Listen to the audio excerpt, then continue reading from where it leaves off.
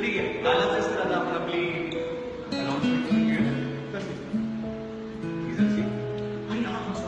So माझा पहिला teaser release होते उद्या म्हणजे सेकंड जूनला, तर प्लीज बघा. माझ्यासारखं लेट करू नका. बिलकुल लेट करू नका आणि प्लीज इंस्टाग्राम, ट्विटर, फेसबुक प्रत्येक ठिकाणी शेअर करा. Thank you so much. आणि तुझं नाव आहे नाही, आपण आता टीजर बघूया. चल.